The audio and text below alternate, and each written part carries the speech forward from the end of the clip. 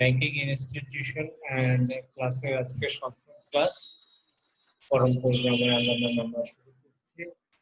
তো আজকের চ্যাপ্টারের নাম হচ্ছে ইন্টারন্যাশনাল ব্যাংকিং এবং জাতীয় মুদ্রানীতি, আন্তর্জাতিক ব্যাংকিং এবং জাতীয় মুদ্রানীতি।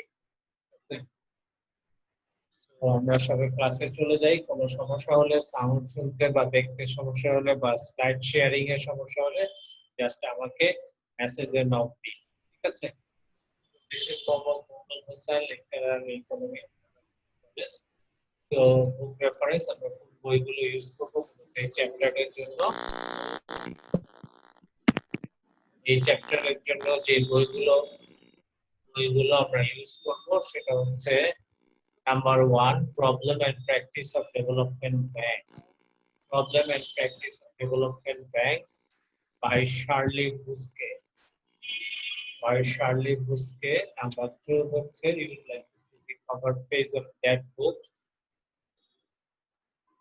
Number 2, development banking, author William Diamond. আপনারা দেখছেন aspects of development bank of Canada.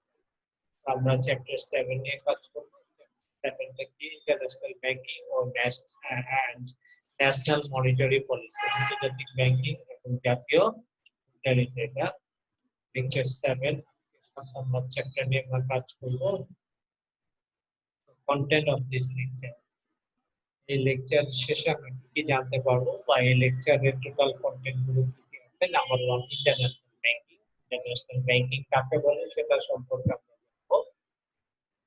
Number 2 হচ্ছে ইন্টারন্যাশনালাইজেশন অফ কমার্শিয়াল ব্যাংক। কমার্শিয়াল ব্যাংকের আন্তর্জাতিকীকরণ বলতে কি? কমার্শিয়াল ব্যাংকের ইন্টারন্যাশনালাইজেশন অফ কমার্শিয়াল ব্যাংক, বাণিজ্যিক ব্যাংকের আন্তর্জাতিকীকরণ।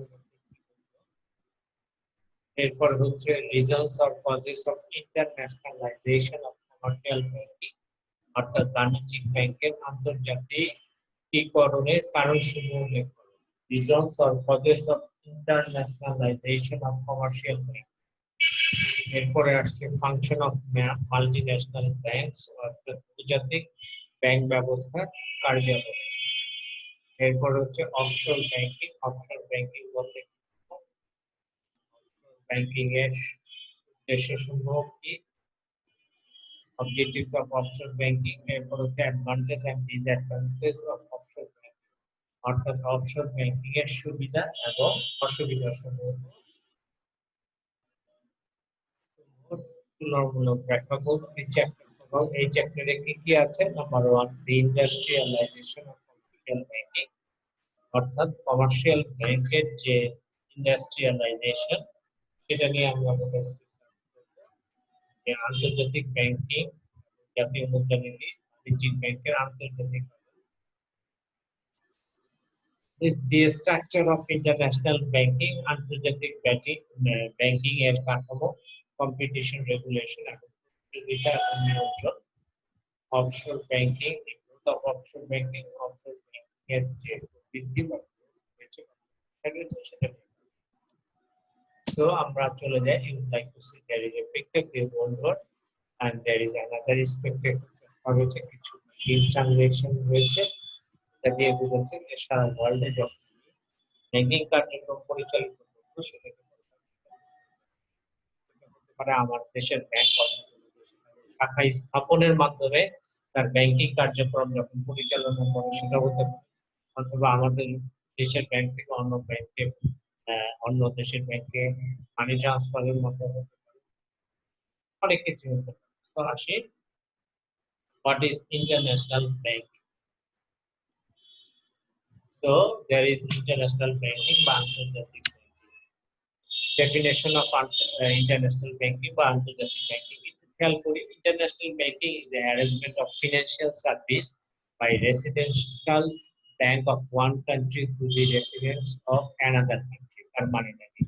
আন্তর্জাতিক ব্যাংকিং হলো অর্থনৈতিক পরিষেবার অর্থনৈতিক সেবার বা ফাইন্যান্সিয়াল সার্ভিসের একটা সুন্দর অ্যারেঞ্জমেন্ট, শৃঙ্খল arrangement by a resident bank of one country to the resident of another country.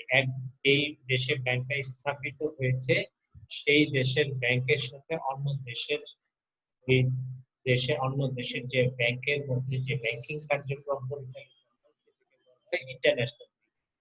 So mostly multinational companies and individuals use this international banking facility for transacting. অনেক মাল্টিন্যাশনাল বা বহুজাতিক কোম্পানি রয়েছে বা individual মানে এককভাবেও আমরা এই banking ফ্যাসিলিটিটা আমরা কি করি, ব্যাংকিং ফ্যাসিলিটিতে আমরা অংশগ্রহণ করি ফর ট্রানজাকশন অর্থনৈতিক লেনদেনের মাধ্যমে লেনদেন করার জন্য। এক্সাম্পল অফ ইন্টারন্যাশনাল ব্যাংকিং এর উদাহরণ কি রয়েছে দেখেন, খেয়াল করেন। Microsoft is an American company is functioning in London. Microsoft হচ্ছে এক ধরনের আমেরিকান কোম্পানি যারা তাদের কার্যক্রম কোথায় চালায়, লন্ডনে। It is in need of funds to meet its working capital. এটা কি করার জন্য, এটা তার কার্যক্রম পরিচালনা করার জন্য কি দরকার, ফান্ডের দরকার, টাকা পয়সার দরকার। In such scenario Microsoft can avail the banking service in form of loan. So Microsoft তার ব্যাংকিং কার্যক্রম চালানোর জন্য লোন আকারে, মাইক্রোসফট তার ব্যাংকিং কার্যক্রম চালানোর জন্য লোন আকারে, ওভারড্রাফটিং মানে বেশি টাকা উঠানো মাধ্যমে, or any other financial service, অন্যান্য ফাইন্যান্সিয়াল যে সার্ভিস অর্থনৈতিক সেবা কার্যক্রমটা চালায় ব্যাংকস ইন লন্ডন। লন্ডনে যে ব্যাংক আছে সেই ব্যাংকের মাধ্যমে। So here the Residential Bank of London shall be giving its service to the American company. মানে যে ব্যাংকটা লন্ডনে রয়েছে সেই ব্যাংকটা এই মাইক্রোসফটের যে আমেরিকান কোম্পানি রয়েছে সেই কোম্পানির সমস্ত কিছু প্রোভাইড করে, সমস্ত কিছু করতে, যে তার লোন দরকার হলে সে লোন দিবে, সে ওভারড্রাফটের দরকার হলে ওভারড্রাফট দিবে, মানে যা যা দরকার টোটালি ব্যাংকিং সার্ভিসটা তাকে প্রোভাইড করবে, কাকে, মাইক্রোসফটকে। So therefore the transaction between them, এই যে আমেরিকান ব্যাংক এবং আমেরিকান ব্যাংক আর লন্ডনের যে ব্যাংক রয়েছে, মাইক্রোসফট রয়েছে, এই দুয়ের ভিতরে যে ট্রানজাকশন রয়েছে that is said to be international banking. এটাকে বলা হয় আন্তর্জাতিক ব্যাংকিং বলা হয়। ঠিক আছে, ক্লিয়ার না হলে জাস্ট আমাকে কিন্তু মেসেজ দিয়ে। সো বাংলাদেশ মাল্টিন্যাশনাল কোম্পানি, এই যে ব্যাংকিং কার্যক্রমগুলো আমরা চালাই, বাংলাদেশে কি স্ট্যান্ডার্ড চার্টার্ড চালাতে তাদের কার্যক্রম চালায়, Nestle Bangladesh, Unilever, sound clear নয়, সাউন্ড সিঙ্গার করার কিছু নাই স্যার, আপনাদের নেটওয়ার্কের সমস্যা হচ্ছে, পরবর্তীতে আপনারা ইউটিউবে দেখে নেবেন। ঠিক আছে, আমার এখানে যতটুকু সিগন্যাল আছে ফুল সিগন্যাল। ঠিক আছে, তো আপনারা যেটা করেন যে একটু নেটওয়ার্কে যাওয়ার চেষ্টা করেন। আর সেকেন্ড অপশন হচ্ছে অনেকেই দেশে বা গ্রামে আছে, তো ওখানকার নেটওয়ার্কের প্রবলেম হলে তখন কেটে কেটে যেতে পারে। আচ্ছা, সিঙ্গার কোম্পানি আছে, হ্যাঁ, আদার্স যে সিমেন্স কোম্পানি আছে, গ্রামীণ ফোন আছে, এরা হচ্ছে তাদের কার্যক্রমটা বাংলাদেশে চালাচ্ছে। এগুলো হলো ইন্টারন্যাশনাল ব্যাংকিং এর যে কার্যক্রম, সেই কার্যক্রম। তো ইন্ডাস্ট্রিয়ালাইজেশন অফ কমার্শিয়াল ব্যাংকিং, এছাড়া একটু কথা আমি বলে দিই যে ইন্ডাস্ট্রি আন্তর্জাতিক ব্যাংকিং একটু কথা আমি বলে দিই, সেটা একটু খেয়াল করি। একটি দেশের বাণিজ্যিক ব্যাংক অপর এক বা একাধিক দেশের বাণিজ্যিক ব্যাংকের মাধ্যমে ব্যবসায়িক কার্যক্রমে অংশগ্রহণ করে সকল প্রকার লেনদেন ও সেবাদান কার্যক্রম পরিচালনা করে। বাণিজ্যিক ব্যাংকসমূহ এরূপ কার্যক্রম ও সেবা প্রদানকে আন্তর্জাতিক ব্যাংকিং বা বহুজাতিক ব্যাংকিং বলা হয়। একটি বাণিজ্যিক ব্যাংক যখন নিজের দেশের সীমানা অতিক্রম করে আন্তর্জাতিক অঙ্গনে তার কার্যক্রমকে প্রসারিত করে, তখন ধরে নেওয়া হয় যে উক্ত বাণিজ্যিক ব্যাংকের আন্তর্জাতিকীকরণ হয়েছে। তো একটি দেশে অবস্থিত ব্যাংকিং সুবিধা সেই দেশের চাহিদা অনুযায়ী ব্যাংকিং সেবা সৃষ্টি করে থাকে। এখন যদি কোনো ব্যাংকিং সংগঠনের এমন সুযোগ সুবিধা থাকে যে তার পক্ষে একাধিক দেশে তার ব্যাংকিং কার্যক্রম বা সেবা প্রদান করা সম্ভব হয়, তবে উক্ত ব্যাংকিং সংগঠনকে বহুজাতিক ব্যাংক বলা হয়। আন্তর্জাতিক ব্যাংকিং এর ক্ষেত্রে মূলত এরূপ ধরনের ব্যাংক ব্যবস্থায় কি হয়, পরিলক্ষিত হয়। বহুজাতিক ব্যাংক থেকে বিভিন্ন দেশের মানুষ সেবা গ্রহণ করে থাকে। এদেরকে সেবার চাহিদা অথবা ভৌগোলিক অবস্থান অনুযায়ী শ্রেণী বিভাগ করা যায়। সাধারণত বাণিজ্যিক ব্যাংকসমূহ গ্রাহকদের সরকারি প্রতিষ্ঠান, আর্থিক প্রতিষ্ঠান ও ব্যাংক, আর্থিক প্রতিষ্ঠান, ব্যক্তি ও পরিবার হিসেবে ভাগ করে থাকে এবং সেই অনুযায়ী বা সেই অনুসারে ব্যাংকিং সেবা প্রদান করে থাকে। এখন আসি বাণিজ্যিক ব্যাংকে ইন্ডাস্ট্রিয়ালাইজেশন। বাণিজ্যিক ব্যাংকের হচ্ছে আন্তর্জাতিকীকরণ। এখানে একটু ভুল লেখা আছে, ইন্ডাস্ট্রিয়ালাইজেশন না হবে না, ইন্টারন্যাশনালাইজেশন হবে, এটা একটু ঠিক করে নেব। ঠিক আছে, ইন্ডাস্ট্রিয়ালাইজেশন না, এটা হচ্ছে ইন্টারন্যাশনালাইজেশন অফ কমার্শিয়াল ব্যাংকিং। যাই হোক, একটি বাণিজ্যিক ব্যাংক, সোজা কথা, বাণিজ্যিক ব্যাংকের আন্তর্জাতিকীকরণ কাকে বলে? বাণিজ্যিক ব্যাংক তখন দেশের চাহিদা মিটিয়ে যদি তাদের ব্যাংকিং ব্যবসা পরিচালনার পাশাপাশি বিদেশে কোনো শাখা স্থাপন করবে এবং শাখা স্থাপনের মাধ্যমে তার ব্যাংকিং পরিষেবা পরিচালনা ও নিয়ন্ত্রণ করতে পারে প্রত্যক্ষভাবে, তখন তাকে ইন্টারন্যাশনালাইজেশন অফ কমার্শিয়াল ব্যাংক বলা হয়।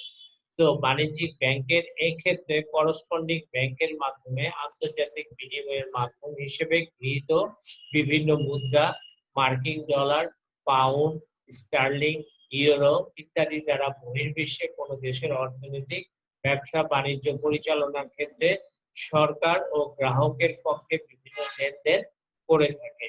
বাণিজ্যিক ব্যাংকের এই ধরনের লেনদেন কার্যক্রমকে বাণিজ্যিক ব্যাংকের আন্তর্জাতিকীকরণ বলা হয়। তো বাণিজ্যিক ব্যাংকের আন্তর্জাতিকীকরণ, বাণিজ্যিক ব্যাংক দেশের গণ্ডি বের হয়ে অন্যান্য দেশে শাখা স্থাপনের মাধ্যমে যদি তা প্রত্যক্ষ ব্যাংকিং সার্ভিস পরিচালনা ও নিয়ন্ত্রণ করতে পারে, এবং সেক্ষেত্রে করসপন্ডিং ব্যাংক, ওখানকার যে ব্যাংক রয়েছে সেই ব্যাংক বাংলাদেশের ক্ষেত্রে ওখানকার ব্যাংক যে স্থাপন তাদের মাধ্যমে বিভিন্ন পাউন্ড, স্টার্লিং, ইউরো ইত্যাদি বিদেশের কারেন্সিতে যখন তার ব্যাংকিং কার্যক্রম পরিচালনা করা হয় তাকে বলা হয় ইন্টারন্যাশনালাইজেশন বা আন্তর্জাতিকীকরণ, বাণিজ্যিক ব্যাংকের আন্তর্জাতিকীকরণ। কিছু খেয়াল করি, বিশ্বায়নের এই যুগে যেখানে বিভিন্ন দেশের মধ্যে পূর্ণ প্রতিযোগিতা বিরাজমান, সেখানে বাণিজ্যিক ব্যাংক তার ব্যাংকিং সহ ব্যবসায়িক কার্যক্রম সম্প্রসারণের লক্ষ্যে বিভিন্ন বিশ্বের বিভিন্ন দেশের সাথে করসপন্ডিং ব্যাংকের মাধ্যমে তাদের লেনদেন অব্যাহত রাখা এবং নিয়ন্ত্রণ করাকে বাণিজ্যিক ব্যাংকের আন্তর্জাতিকীকরণ বলা হয়। বাণিজ্যিক ব্যাংক আন্তর্জাতিকীকরণের ফলে বিশ্বের বিভিন্ন দেশের সাথে অর্থ বিনিময়ের ক্ষেত্রে সরকার ব্যতীত ব্যক্তি ও ব্যবসায়ীর পক্ষে দ্রুত ও সরাসরি সম্পন্ন করতে সক্ষম হয়। তো আন্তর্জাতিক ব্যাংকিং ব্যবস্থাকে আরো অত্যাধুনিক করার লক্ষ্যে বাণিজ্যিক ব্যাংকের এরূপ কার্যক্রমকে একটি নব্য পদক্ষেপ হিসেবে অভিহিত করা হয়। সো ইন্টারন্যাশনালাইজেশন অফ কমার্শিয়াল ব্যাংকিং বলতে বোঝাচ্ছে বাণিজ্যিক ব্যাংক তাদের দেশের গণ্ডি পেরিয়ে তাদের শাখা বিদেশে স্থাপনের মাধ্যমে বিভিন্ন ব্যবসা বাণিজ্য পরিচালনা ও নিয়ন্ত্রণ করাকে ইন্টারন্যাশনালাইজেশন অফ কমার্শিয়াল ব্যাংকিং বলে। এখন আছে reasons or causes of ইন্টারন্যাশনালাইজেশন of commercial banking. তার মানে কি, বাণিজ্যিক ব্যাংকের আন্তর্জাতিকীকরণের কারণসমূহগুলো কি কি? ঠিক আছে, তাহলে একটু 60 দশক থেকে আমরা চলে আসি, খেয়াল করি 60 দশকের প্রথম থেকে বাণিজ্যিক ব্যাংকের কার্যক্রম ও সেবাসমূহ এর আন্তর্জাতিকায়নের প্রক্রিয়া শুরু হয়। তখন থেকে মার্কিন যুক্তরাষ্ট্রের অনেক বাণিজ্যিক ব্যাংক আন্তর্জাতিক পরিসরে তাদের ব্যাংকিং বাজারকে কি করেছে, সম্প্রসারিত করেছে। এর ফলে ব্যাংকিং ব্যবসার ধরন, চরিত্র ক্রমশ আন্তর্জাতিক লাভ করে। লন্ডন, প্যারিস, নিউ ইয়র্ক ইত্যাদি স্থানসমূহ আন্তর্জাতিক ব্যাংকের কেন্দ্র হিসেবে গড়ে ওঠে। নিম্নে বাণিজ্যিক ব্যাংকের আন্তর্জাতিকায়নের পেছনে যেসব সমস্ত উপাদান কাজ করে সেগুলো আমরা আলোচনা করছি। Number 1, industrialization or internationalization of financial service।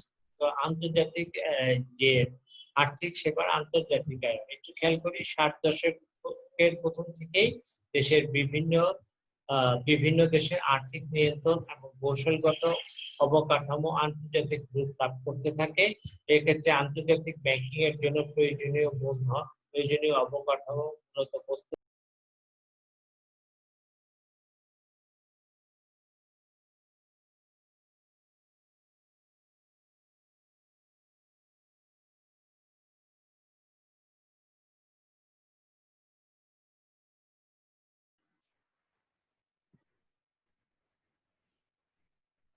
আচ্ছা, যাই হোক, নেটওয়ার্কের সমস্যা করেছে যার ফলে একটু সমস্যা হলো। সো আন্তর্জাতিক আর্থিক সেবার আন্তর্জাতিকায়ন, এক্ষেত্রে ব্যাংক 60 দশকের প্রথম থেকেই বিভিন্ন দেশের আর্থিক নিয়ন্ত্রণ এবং কৌশলগত অবকাঠামো আন্তর্জাতিক রূপ লাভ করেছে। এক্ষেত্রে আন্তর্জাতিক ব্যাংকিং এর প্রয়োজনীয় অবকাঠামো মূলত বস্তুগত, অবস্তুগত বিভিন্ন ধরনের হতে পারে। এই সমস্ত অবস্তুগত অবকাঠামো বলতে মূলধনের অবাধ প্রবাহ, আর্থিক সেবার নিয়ন্ত্রণ সমূহ মুক্ত অবস্থাকে বোঝায়।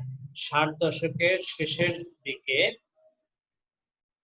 যুক্তরাষ্ট্র ইউরোপের বিভিন্ন দেশের মধ্যে নমনীয় নীতি গ্রহণ করা হয়। পাশাপাশি আন্তর্জাতিক অর্থ তহবিল বিভিন্ন মুদ্রার রূপান্তর যোগ্যতা ঘোষণা করে। ফলে ব্যাংকিং এর আন্তর্জাতিকায়নের পথ প্রশস্ত হয়। ঠিক আছে? তো সেকেন্ড টার্ম কি আসতেছে?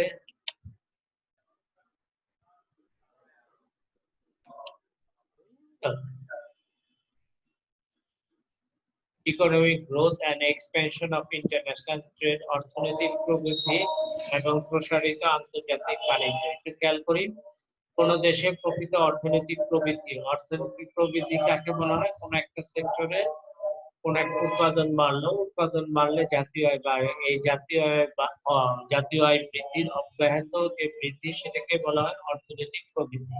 তো কোন দেশের অর্থনৈতিক প্রবৃদ্ধিকে বাণিজ্যিক ব্যাংকের আন্তর্জাতিকায়নের অন্যতম মৌলিক কারণ হিসেবে চিহ্নিত করা হয়। তীব্র প্রতিযোগিতা এবং বৃহৎ পরিসরের কারণে বিশ্ব অর্থনীতি এখন পারস্পরিক বেশি নির্ভরশীল। এজন্য বিশ্বব্যাপী অর্থ সংস্থানের পরিমাণ এবং বহুমুখী সেবার চাহিদা ক্রমশ বৃদ্ধি পাচ্ছে। বিশ্বের বহু দেশে মোট জাতীয় উৎপাদন বৃদ্ধি পাওয়ায় আমদানি ও রপ্তানির পরিমাণ বৃদ্ধি পেয়েছে। ফলে এসব দেশে প্রকৃত অর্থনৈতিক প্রবৃদ্ধি ঘটেছে বলা যায়। তো আন্তর্জাতিক বাণিজ্যের এরূপ প্রবৃদ্ধির ফলে বাণিজ্যিক ব্যাংকের আন্তর্জাতিকায়নের উৎসাহ সৃষ্টি হয়েছে। ঠিক আছে? ডিসইকুইলিব্রিয়াম অফ ব্যালেন্স অফ পেমেন্ট, তার মানে কি? ব্যালেন্স অফ পেমেন্ট যে রয়েছে, বৈদেশিক লেনদেনের অভারসাম্য। খেয়াল করি, 1973 এবং 1979 সালে ওপেক কর্তৃক তেলের অস্বাভাবিক মূল্য বৃদ্ধি, সালটা মনে রাখবো কত, 1973 এবং 1979 সালে ওপেক কর্তৃক তেলের অস্বাভাবিক মূল্য বৃদ্ধি বিভিন্ন উন্নয়নশীল দেশের পক্ষে আন্তর্জাতিক দেনা পরিশোধের ব্যর্থতা, বৈদেশিক বিনিময় হার অস্থিতিশীল থাকা ইত্যাদি কারণে বিভিন্ন দেশে লেনদেনের অভারসাম্য দেখা দেয়। আন্তর্জাতিক বাণিজ্যের পরিমাণ বৃদ্ধির পাশাপাশি এরূপ অভারসাম্য আন্তর্জাতিক অর্থসংস্থানের চাহিদা বৃদ্ধি করে। বর্ধিত চাহিদা তথা লেনদেন ঘাটতি পূরণ করার জন্য বিভিন্ন দেশ তখন বাইরে থেকে ঋণ গ্রহণ করে। এর একাংশ আন্তর্জাতিক বাণিজ্যিক ব্যাংকসমূহ প্রদান করে। Competition among the banking system, আন্তর্জাতিক ব্যাংক ব্যবস্থার মধ্যে প্রতিযোগিতা। সো আন্তর্জাতিক ব্যাংক ব্যবস্থা প্রচলিত থাকলে বিভিন্ন দেশের ব্যাংকের মধ্যে মূলত প্রতিযোগিতার মনোভাব দেখা যায়। এই প্রতিযোগিতা আন্তর্জাতিক আর্থিক বাজারে দেখা দিতে পারে। ফলে একচেটিয়া ব্যাংক ব্যবস্থায় যে ধরনের মুনাফা অর্জিত হয়, পূর্ণ প্রতিযোগিতায় তা কমে যায়। তার সাথে ঋণের মূল্য কমে যায়। এর দ্বারা ব্যক্তি ও প্রতিষ্ঠান পূর্বের তুলনায় বেশি উপকৃত হয়। তাছাড়া বহুজাতিক ব্যাংকের বিভিন্ন দেশের অর্থ ও মূলধনের বাজারের মধ্যে কি হয়, একটা যোগসূত্র স্থাপিত হয়। এর দ্বারা সমগ্র বিশ্বের গুরুত্বপূর্ণ মুদ্রাসমূহ প্রবাহিত এবং পূর্বের তুলনায় মুদ্রার বিনিময় হারটা কি হয়, সহজ হয়। এর ফলে উন্নয়নশীল দেশগুলোর উপকৃত হওয়ার সুবিধা রয়েছে। ইনফ্লুয়েন্স অন মার্কেট ইকোনমি, অর্থাৎ বাজার অর্থনীতির উপরে প্রভাব। আন্তর্জাতিক ব্যাংকিং ব্যবস্থা থেকে বিভিন্ন ধরনের সুযোগ সুবিধা পাওয়া যায়। এই সুবিধাগুলো স্বাগতিক দেশের পাশাপাশি যে দেশের ব্যাংক আন্তর্জাতিক ব্যাংক হিসেবে দায়িত্ব পালন করে সেই দেশে অর্জিত হয়। তো আমার দেশের ব্যাংক বিদেশে কোনো ব্যাংকিং এর মাধ্যমে তার ব্যাংকিং সার্ভিসটা চালু করে দুই দেশের ব্যাংকে দুই দেশের বাজারে কি হয়, বাজার অর্থনীতি দ্বারা প্রভাবিত হতে পারে। স্বাগতিক দেশে আন্তর্জাতিক ব্যাংক ব্যবস্থা কার্যক্রম শুরু হলে সেই দেশের সামগ্রিক ব্যাংক ব্যবস্থার মধ্যে গতিশীলতা সৃষ্টি হয়, তখন স্বাভাবিক দেশের সমগ্র বিশ্বের আর্থিক লেনদেনের সম্পর্ক সহজতর হয়। এর ফলে আন্তর্জাতিক ব্যাংকের ব্যবহারও বাড়বে এবং ব্যাংক বাজার অর্থনীতির উপরে পজিটিভ একটা ইম্প্যাক্ট পড়ে। এরপর রয়েছে to promote fast customer service, fast customer দ্রুত গ্রাহক সেবা। খেয়াল করি, কেন্দ্রীয় ব্যাংক ও আর্থিক কর্তৃপক্ষের মাধ্যমে যখন বাণিজ্যিক ব্যাংকে তাদের লেনদেন কার্যক্রম সম্পন্ন করতে হয় তখন সময় ও আনুষ্ঠানিকতা অনেক বেশি লাগে। এতে গ্রাহক সেবা পেতে বিড়ম্বনা হয়। এই অবস্থায় বাণিজ্যিক ব্যাংকের আন্তর্জাতিকায়ন করে অত্যন্ত দ্রুত ও সরাসরি গ্রাহক সেবা পৌঁছে দেওয়া যায়। বাণিজ্যিক ব্যাংকের আন্তর্জাতিকায়ন করা হলে ব্যাংকিং এবং সুইফট কার্যক্রমের মাধ্যমে দ্রুত ও নিরাপদে গ্রাহক সেবার কাজটি সম্পন্ন করা যায়। তার মানে কি? সুতরাং আমরা বলতে পারি একটি দেশে আন্তর্জাতিক ব্যাংক ব্যবস্থা গৃহীত হলে বাণিজ্যিক ব্যাংকের আন্তর্জাতিকীকরণ প্রক্রিয়াটা কি হবে? সহজ হবে। এর মাধ্যমে স্বাগতিক দেশ যেমন উপকৃত হবে তেমনি সমগ্র দেশের লেনদেন প্রক্রিয়াও কি হবে? সহজতর হবে। এরপরে রয়েছে function of multi national bank. তো মাল্টি ন্যাশনাল ব্যাংক খেয়াল করি যে বহুজাতিক ব্যাংক ব্যবস্থার কার্যাবলী। তো বহুজাতিক ব্যাংক মূলত আন্তর্জাতিক ব্যাংক ব্যবস্থারই একটি অংশ। বাকলি অ্যান্ড ক্যাসনের মতে বহুজাতিক ব্যাংক হলো একটি বহুজাতিক উদ্যোগ যার মাধ্যমে একটি নির্দিষ্ট দেশে কেন্দ্র বজায় রেখে বিভিন্ন দেশে ব্যাংক ব্যবস্থার কার্যক্রম নিয়ন্ত্রণ ও পরিচালনা করা যায়। বহুজাতিক ব্যাংক ব্যবস্থায় বিভিন্ন দেশে শাখা ব্যাংক স্থাপন এবং স্বাগতিক দেশের ব্যাংকের সাথে যৌথ উদ্যোগে ব্যাংক ব্যবসার সম্প্রসারণ কার্যক্রম করা হয়, পরিচালিত করা হয়। নিম্ন বহুজাতিক যে কোম্পানি রয়েছে এই বহুজাতিক কোম্পানির যে কার্যাবলী সেগুলো আমরা আলোচনা করছি। Number 1, wholesale banking activities. তো হোলসেল ব্যাংকিং কার্যক্রম, তাহলে আসলে জানি হোলসেল ব্যাংকিং কার্যক্রমটা কি, আমাদেরকে প্রথমে জানতে হবে। খেয়াল করি, বহুজাতিক ব্যাংক বিভিন্ন বৃহৎ লেনদেন ও আমানত গ্রহণের পাশাপাশি পাইকারি বা হোলসেল ব্যাংকিং কার্যক্রম সম্পন্ন করে। এই সকল কাজের মধ্যে রয়েছে ব্যবসা বাণিজ্যের ঋণ সম্প্রসারণ, তহবিল যোগান ইত্যাদি। Number 2, e-commerce. So electronic commerce যেটাকে বলা হয়, বহুজাতিক ব্যাংক বিশ্বায়ন ও প্রযুক্তিগত উদ্ভাবনের সাথে সামঞ্জস্য রেখে ই-কমার্স সংক্রান্ত যাবতীয় কার্যক্রম কি করে পরিচালনা করে। এর আওতায় বহুজাতিক ব্যাংক আন্তর্জাতিক ক্রেডিট কার্ড, এটিএম কার্ড ইত্যাদি কার্ড তারা কি করে? ইস্যু করে এবং ইন্টারনেট ব্যাংকিং সংক্রান্ত সকল কার্যক্রম তারা কি করে? সম্পাদন করে। ঠিক আছে, এরপরে রয়েছে number 3, accepting deposit and making loan in other currency. তো accepting deposit আমানত সংগ্রহ করে বিদেশি মুদ্রায় আমানত গ্রহণ ও ঋণ প্রদান। খেয়াল করি, বহুজাতিক ব্যাংক বিদেশি মুদ্রায় ঋণ দেওয়ার পাশাপাশি বিদেশি মুদ্রায় ঋণ প্রদান ও আমানত গ্রহণ করে থাকে। যেমন লন্ডনের ব্যাংকগুলোর কথা বলা যায়। লন্ডনের যে ব্যাংক রয়েছে সেই ব্যাংক কি করে? লন্ডনের যে ব্যাংক রয়েছে সেই ব্যাংকগুলোর কথা বলা যায় যারা পাউন্ড স্টার্লিং ছাড়া ডলার, ফ্র্যাঙ্ক অন্যান্য বিদেশি মুদ্রায় আমানত গ্রহণ ও ঋণ দান করে। কখনো কখনো কতিপয় বহুজাতিক ব্যাংক সিন্ডিকেট গঠন করে একটি নির্দিষ্ট মুদ্রায় বড় আকারের ঋণ প্রদানে যৌথভাবে অংশগ্রহণ করে আন্তর্জাতিক ঋণ দানের ক্ষেত্রে ঝুঁকির বহুধাকরণ করে। Number 4, traditional banking activities. চিরাচরিত ব্যাংকিং কার্যক্রম। বহুজাতিক ব্যাংক ব্যবস্থার কার্যক্রম দেশীয় ব্যাংকের কার্যক্রমের অনুরূপ হয়। এক্ষেত্রে দেশীয় ব্যাংক দেশের অভ্যন্তরে যে ধরনের ব্যাংকিং কার্যক্রম পরিচালনা করে বহুজাতিক ব্যাংকটি একই ধরনের ব্যাংকিং কার্যক্রম অনুসরণ করে। বহুজাতিক ব্যাংক বিবেচ্য দেশের কেন্দ্রীয় ব্যাংকের নিয়মনীতি মান্য করে চিরাচরিত পদ্ধতিতে ব্যাংকিং কার্যক্রম চালিয়ে যায়। এ ধরনের সাধারণ কার্যক্রমের মধ্যে রয়েছে আমানত গ্রহণ, ঋণ প্রদান ইত্যাদি। To purchase sale of foreign currency, বৈদেশিক মুদ্রার ক্রয় বিক্রয়। তো বাণিজ্যিক ব্যাংকের একটি আন্তর্জাতিক বিভাগ থেকে যার মাধ্যমে বিভিন্ন বাণিজ্যিক বিভাগে একটা ইন্টারন্যাশনাল বিভাগ থাকে, ইন্টারন্যাশনাল বিভাগ থাকে, সেখানে বৈদেশিক মুদ্রা তারা ক্রয় বিক্রয়টা কি করে থাকে, সম্পন্ন করে থাকে।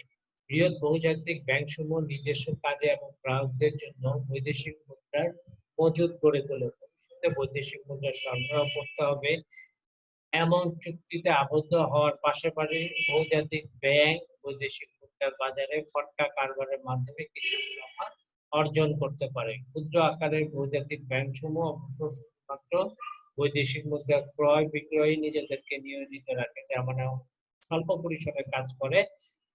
গ্রাহকদের বৈদেশিক মুদ্রা সুবিধা প্রদান করাই হচ্ছে তাদের মূল লক্ষ্য হিসেবে কি হয়, বিবেচিত হয়।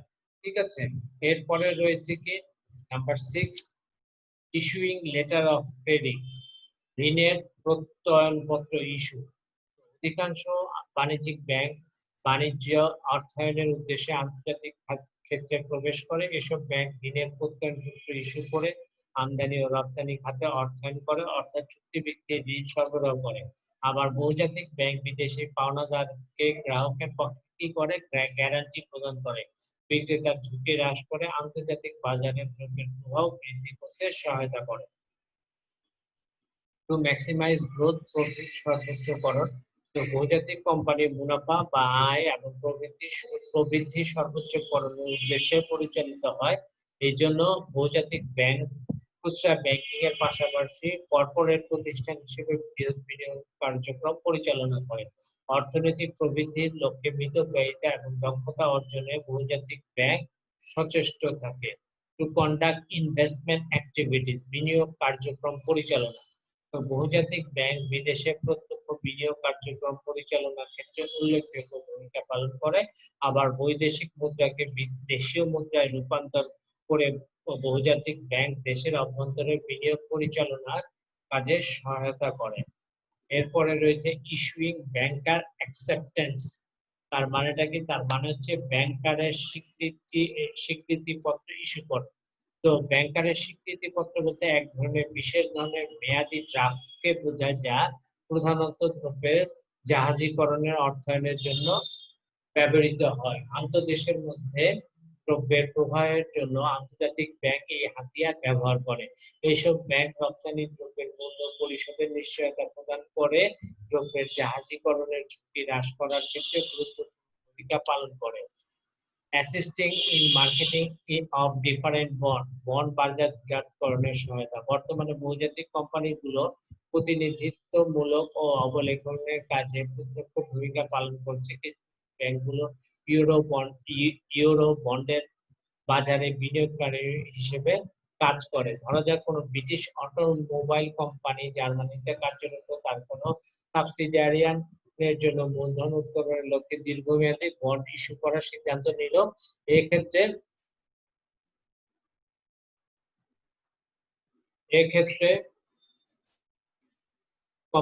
ব্রিটিশ কোম্পানি পাউন্ড অথবা ডলারে এই সমস্ত বন্ড ইস্যু করতে পারে, যা জার্মানিতে বাণিজ্যিক ব্যাংক, নিয়োগপত্রের ডিলার ও অপর ফার্মের সমন্বয়ে গঠিত অবলেখনকারী সিন্ডিকেটের মাধ্যমে বিক্রয় করা হবে। এক্ষেত্রে বহুজাতিক ব্যাংক এরূপ সিন্ডিকেটের গুরুত্বপূর্ণ অংশ হিসেবে বিবেচনা করা যায়। এরপরে আসি অফশোর ব্যাংকিং। অফশোর ব্যাংকিংটা কি, ইম্পর্টেন্ট একটা জিনিস যেটা আমাদেরকে জানতে হবে। একটু খেয়াল করেন, offshore banking unit. Offshore banking unit is a cell branch located in another international financial center and handling transaction made in foreign currency. So, offshore banking হচ্ছে আন্তর্জাতিক বাজারের সাথে সম্পৃক্ত একটি ব্যাংক ব্যবস্থা, যে ব্যাংকিং ব্যবস্থা বিদেশি সূত্র হতে বৈদেশিক মুদ্রায় তহবিল সৃষ্টি করে এবং দেশীয় আইন কানুনের বাইরে বাইরে আলাদা আইন কানুনের মাধ্যমে পরিচালিত ও হিসাব সংরক্ষণ করা হয় তাকে অফশোর ব্যাংকিং বলা হয়। এখানে বলেছে অফশোর ব্যাংকিং হচ্ছে এমন এক ধরনের ব্যাংকের সেল ব্রাঞ্চ যেটা বিদেশে ফাইন্যান্সিয়াল আর্থিক সেন্টার হিসেবে কাজ করে এবং হ্যান্ডেলিং ট্রানজাকশন, তারা সব ধরনের লেনদেন করে ফরেন কারেন্সি, ওই দেশের currency. For instance a London based bank with a branch located in Delhi. তো লন্ডন বেসড ব্যাংক যখন তার দিল্লিতে কাজ করে তখন সেটাকে বলা হয় অফশোর ব্যাংকিং। তো local monetary authorities and government districts OBUs offshore banking units activity. Local যে মনিটরিং অথরিটি রয়েছে, যে দেশে ব্যাংক স্থাপন করবে বা গভর্নমেন্ট, এরা অফশোর ব্যাংকিং যে ইউনিট রয়েছে তাদেরকে অ্যাক্টিভিটিস থেকে রেস্ট্রিক্ট করতে পারে না, দমাতে পারে না। However, they are not allowed to accept domestic deposits. তারা এই দেশের ব্যাংকিং ব্যবস্থার জন্য শাখা স্থাপন করছে, ওই দেশে তারা কোনো আমানত সংগ্রহ করতে পারবে না, or make loans to residents of the country. তারা ওই দেশের লোকজনকে কি দিতে পারবে না, লোন দিতে পারবে না, in which they are physically situated, মানে যে কান্ট্রিতে তারা অফশোর ব্যাংকিং ইউনিটটা খুলেছিল। Overall offshore banking unit can enjoy significantly more flexibility regarding national রেগুলেশনে, তারা খুব নমনীয় ভাবে কাজ করতে পারে। Offshore banking unit make it easier for individual and business to bank internationally and establish offshore accounts. So offshore banking unit ব্যক্তিগত বা ব্যবসায়িক ইন্টারন্যাশনালি ব্যবসা প্রতিষ্ঠানের ক্ষেত্রে যে কোনো অফশোর যে অ্যাকাউন্ট আছে সেই অ্যাকাউন্টটা তারা কি করতে পারে, খুলতে পারবে দেশে, অথবা individual may choose to keep there money offshore. যে কোনো ব্যক্তি তার অফশোর অ্যাকাউন্ট খুলে সেখানে টাকা রাখতে পারে যদি সে মনে করে যে তার তার দেশের কন্ডিশন ভালো নয়, অস্থিতিশীল, অথবা যদি ইনভেস্ট করে ইনভেস্টটা মার খেয়ে যেতে পারে, সেই জন্য সে বিদেশে অফশোর যে ব্যাংক রয়েছে সেখানে অ্যাকাউন্ট খোলার মাধ্যমে টাকাটা রাখতে পারে। Offshore bank accounts must be declared to holders in country, মানে এই দেশের ওই অফশোর অ্যাকাউন্ট আছে, ওই আমি বাংলাদেশে আমি অফশোর অ্যাকাউন্ট করলাম, আমার বাংলাদেশের নামে অ্যাকাউন্টটা করতে হবে, ওইখানে আমার নামে করবে, রেসিডেন্স বাংলাদেশে লিখতে হবে, তাহলে আমি সরি তাহলে আমি পর রেয়াত পাবো। However, some countries allowed foreigners to earn capital gains tax free, মানে আমি ওখানে অ্যাকাউন্টে ক্যাপিটাল মূলধন গেইন করতে পারি, লাভ করতে পারি ট্যাক্স ফ্রি, মানে ট্যাক্স ছাড়াই। এখন আসি আমরা অফশোর ব্যাংকিং। এখানে দেখা যাচ্ছে একটা সুইস ব্যাংক, একটা ব্যাংক ইরানে রয়েছে, একটা ব্যাংক ইউএসএ তে। এইভাবে তারা যে ব্যাংকিং কার্যক্রম পরিচালনা করে তাকে অফশোর ব্যাংকিং বলে।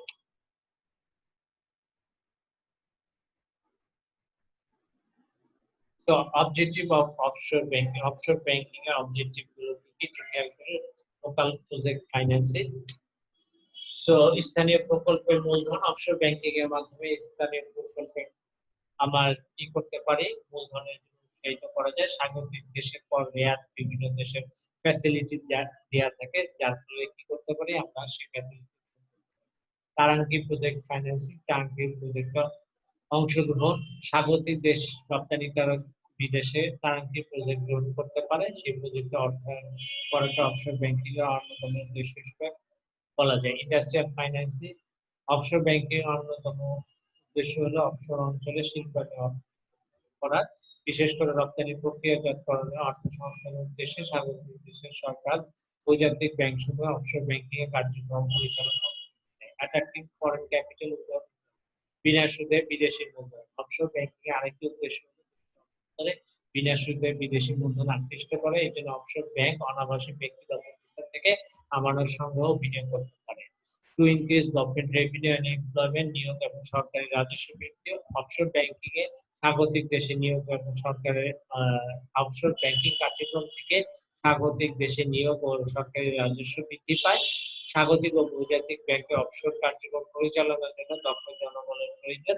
এদেশে অধিকাংশ কর্মচারী নিয়োগ স্বাগতিক দেশ থেকেই হয়। এবার অফশোর ব্যাংকিং ইউনিটের আওতায় পণ্য রপ্তানি করে স্বাগতিক দেশের রাজস্ব বৃদ্ধি পায়। Taking part of international business, আন্তর্জাতিক ব্যাংকিং এ অংশগ্রহণ করো তো আন্তর্জাতিক ব্যাংকিং বাজারের প্রবেশ এবং অংশগ্রহণের পথ প্রশস্ত করা দেশীয় আন্তর্জাতিক ব্যাংক ব্যবস্থার মধ্যে সেতু বন্ধন কে করে থাকে, অফশোর ব্যাংকিং করে থাকে। মূলধন সংগ্রহ, কালেক্টিং ক্যাপিটাল, ইনভেস্টমেন্ট, বিনিয়োগ। তো অফশোর ব্যাংক ব্যবস্থা মূলধন বাজার থেকে মূলধন সংগ্রহ করে অফশোর অনুমোদনকারীদের দেশে বিনিয়োগের সুযোগ সৃষ্টি করে। নিম্ন ব্যয়ভার, উচ্চ প্রত্যাশিত আয় বিবেচনার ভিত্তিতে ব্যাংক ব্যবস্থাকে আরো সম্প্রসারিত করার উদ্দেশ্যে অফশোর ব্যাংকিং এর বিনিয়োগের সুযোগ সৃষ্টি করতে পারে। এখন আসে অফশোর ব্যাংকিং এর সুবিধা।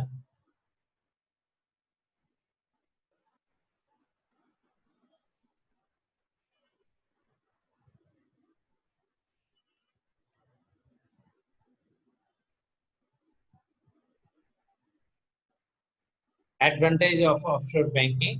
Number one, to establish and development of capital intensive মূলধন নিবিড় শিল্প স্থাপন এবং তার উন্নয়নে কাজ করে। Attracting foreign capital without investment, সুদবিহীন বিদেশি মূলধনের আগমন